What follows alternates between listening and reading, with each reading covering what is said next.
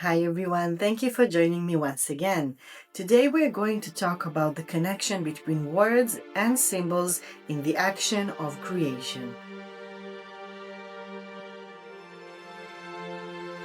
According to famous researcher Gershom Shalom, the act of creation was something very fundamental in Jewish mysticism. The divine, God, or a goddess, their essence was to create.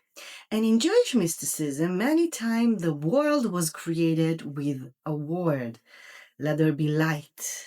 Okay, the oceans, the animals, whatever created the world was words. But along generations, people also started to believe or to embrace sort of faith that those actions of creations also manifested in outer symbols, meaning they also had a visual expression or manifestation. And the connection between words and symbols that were both representing different faces of the divine laid the foundation to what we know today as amulets or talismans, or even complicated manuscripts with recipes or diagrams connected to the secrets within the divine. If you wanted to get in touch with certain forms or aspects of the divine, you needed to find the exact connection between word and symbol, because the words and the symbols were an expression of God, and they were something that could create.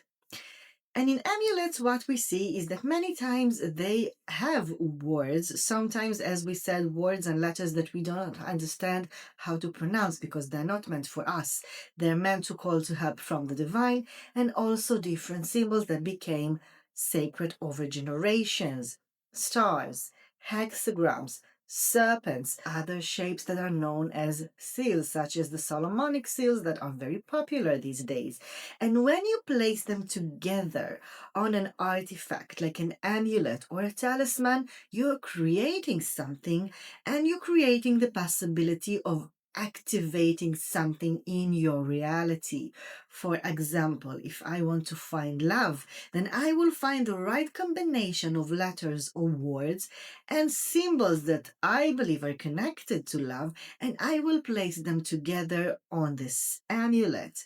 By doing so, I'm calling the divine to assist me in finding love. So if I want to bridge the gap between God or goddess or the divine and what I need in my life, I will do it through those words and symbols.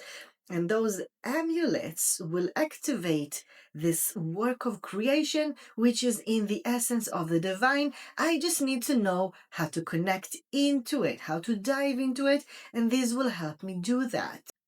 Now, we know that many rabbis and religious people were actually opposing to this whole section of amulets and mysticism and the combination of words and symbols, because they believe that the divine should stay something completely abstract. And for us, the humans, we don't understand that, and we don't have a way to understand it, and we need to accept it. And if we need help, all we need to do, or all we want, is to pray. But there were others who created those amulets with the symbols and with the words, and said that since the divine has expressions in words which created the world and symbols in the visual world that we live in, they are both part of the divine, and it's okay to use them, because this is how you call the help of something greater than you. And in order for you, the simple human, to be able to tap into this energy and create some kind of a change in your life, something that you want to create, you need to use those two expressions of the divine in the form of symbols and words. Now, the interesting is that it actually laid the foundation to some very unique amulets that we're going to talk about in the next video. But in the meantime, I would love to hear your opinions, and if you have very interesting mystical artifacts, do share them with us. Thank you so much for joining me, and I will see you next time.